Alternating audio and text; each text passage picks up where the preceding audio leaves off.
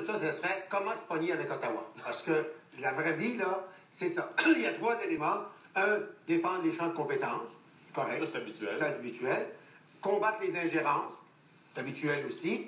Et rapatrier certains pouvoirs. Ça, c'est du rêve. C'est de penser qu'un gouvernement péquiste va avoir l'autorité à Ottawa de rapatrier les pouvoirs en matière de culture, de communication et tout ça. Ça, c'est aller à Ottawa pour se faire dire non.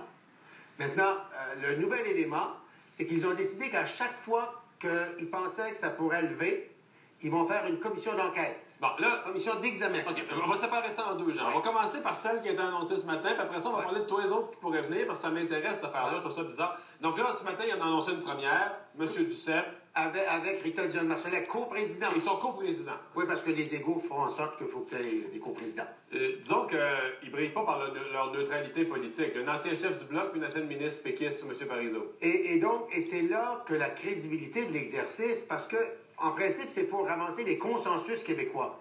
Mais si tu veux ramasser les consensus québécois, surtout quand tu es un gouvernement minoritaire, la meilleure manière, ça aurait été pour Mme Marois de dire, écoutez, le Parti libéral, avez-vous une suggestion d'un membre de ce comité-là? La CAQ, avez-vous une suggestion? Comme à Bélanger-Campo, genre? Oui, Monique Jérôme Forget avait fait ça aussi dans le dossier de la santé. As-tu? Avec la commission Castonguay. Elle avait nommé le président Claude Castonguay. Elle avait demandé aux libéraux et à la DQ à l'époque de faire une espèce de commission tripartite dont tous les partis se sentiraient liés par la conclusion. Exactement. Mais là, pourtant, dans un gouvernement minoritaire, on aurait pu s'attendre à ça. Mais non. Mais là, c'est péquiste. Mais là, c'est le club des ex. C'est un nouveau club des ex, finalement. Et le problème, c'est que si tu veux améliorer le sort des chômeurs, c'est pas vouloir être chicané. Si tu veux faire de la pression sur Ottawa puis améliorer le sort des chômeurs, au lieu de faire de la politique sur le dos des chômeurs, nommer Gilles Duceppe pour améliorer les affaires avec Ottawa puis le reste du Canada, franchement, c'est un peu comme nommer Dracula en charge de la banque de sang. Ouais, donc là, on a vraiment une commission dont le risque, c'est que elle fasse beaucoup plus de politique, dans le fond, de dire nous autres, la main-d'œuvre puis l'emploi au Québec, ça va bien, mais le fédéral, les autres sont méchants puis ils viennent mettre la patte dans nos affaires. Exact. Et là, ils font une commission nationale sur une matière de juridiction fédérale, là. Vois-tu le fédéral demain matin faire une commission nationale sur l'éducation au Québec?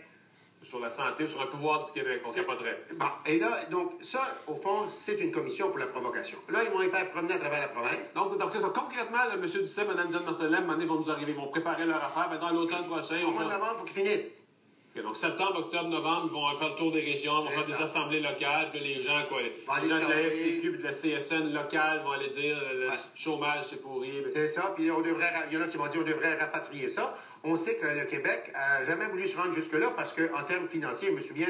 On devrait combien? 1 milliard? À peu près, puis c'est arrivé souvent que le gouvernement du Québec avait été tenté, je me rappelle à l'époque de Bourbeau puis tout ça, et ils ont même demandé le fonds d'assurance chômage parce que notre taux de chômage est plus élevé. Puis là, ils nous disent, donc là, ça on le fait parce que là, le fédéral, dans l'assurance emploi, puis la formation de la main-d'œuvre, on n'est pas content, on fait une commission là-dessus, mais ils disent, si le fédéral fait toute autre intrusion dans nos pouvoirs, on va recréer une autre commission semblable. Donc, c'est un instrument qu'ils veulent utiliser. Celui-là, ça va coûter à peu près 1,2 million.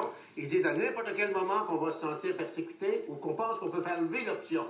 Parce que la vérité, là, c'est pas pour aider la main-d'œuvre. C'est dans le cadre de la gouvernance souverainiste. En d'autres termes, pour mousser la souveraineté directement. Exactement. Comment est-ce qu'on peut, si on voit une affaire que les Québécois peuvent se choquer, tout de suite on fait une tournée pour on essaie de faire soulever ça. Mais on n'a pas peur, que les gens se choquent justement contre. Tu sais, s'il y a des commissions, si on se ramasse avec 3-4 commissions qui coûtent 1, 2, 3 millions chaque, ils vont se choquer contre ça.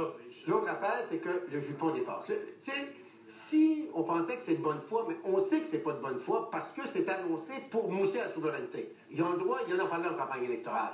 Mais le problème, c'est qu'à partir du moment, non seulement le jupon dépasse, le jupon traîne à terre. C'est comme un théâtre dont tu connais la conclusion. Là. Et c'est pour ça que les contribuables vont payer pour ça, mais ça faisait partie de la campagne. Moi, je veux t'entendre sur la question linguistique, il ne reste pas beaucoup de temps.